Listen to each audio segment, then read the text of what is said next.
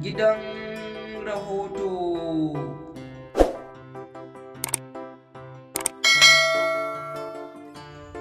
Ashe dama Umar M Sharif besti ne ga wannan amarya Hassana Muhammad wacce Bashir mai shadda ya aura? Jama'a don jin cikakken wannan rahoto kasance da wannan channel ta mai albarka mai suna gidan rahoto. Idan wannan ne farkon zuwanka ka daure ka danna mana alamar subscribe sannan ka danna alamar ƙararrawar sanarwa. Za mu je hutun takaitaccen lokaci kafin mu dawo mu kawo muku shirin kai tsaye. Muna godiya. Jama'a barkanmu da sake kasancewa a cikin wannan channel ta mai albarka. Kamar yadda muka faɗa muku, mun samu wannan rahoto ne a shafukansu na Instagram, inda aka yi wani bidiyo tare da tsokanar Umar M Sharif akan cewa yanzu ya zai yi. Abubakar Bashir mai shadda fa ya riga da ya aure mai besti. Shin ya kamata ya yi? Hakika Umar M Sharif ya yi kukan takaici sosai a wannan yanayin.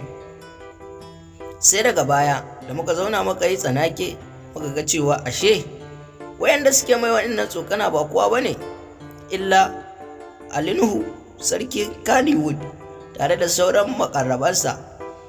Wasu suna cewa hakika sun yarda da wannan lamari na cewa Umar M Sharif besti ne a wajen Hassana Muhammad wacce ta kasance a matsayin mata ga Abubakar Bashir mai shadda.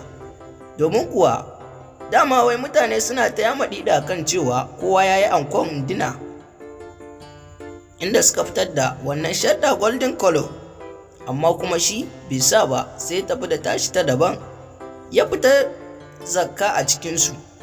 Hakan ne yake ƙara tabbatarwa da mutane cewa hakika wannan magana da ake cewa ta Umar M Sharif besti ne a wajen Hassana Muhammad gaskiya ne. Hakika wannan bidiyon ya bayyana ne a shafukansu na Instagram. Idan kuka duba bangaren Alinu ko kuma na shi Umar M Sharif din za ku gani wannan fa bidiyo ba wai bidiyo ne na zahiri ba, bidiyo ne wanda aka yi shi cikin wasa da dariya tare da tsokana, amma fa ba wai maganar aka take ba, domin shi kanshi an dai yi zama na amana tare da Hassana Muhammad da shi kanshi Sarki Ali tare da Umar M Sharif, amma fa babu wannan magana wai ta cewa bestinsa ce. Wannan bidiyo ne an yi shi ne don a nishadantar da masu kallo da kuma farin ciki a gare su, amma fa ba wai magana naka take ba. Jama'a kar da dai ku manta, idan wannan ne farkon zuwanka wadda channel ta mai albarka mai sunan gidan rahoto, to ku daure ku danna mana subscribe sannan ku danna alamar ƙararrawar sanarwa.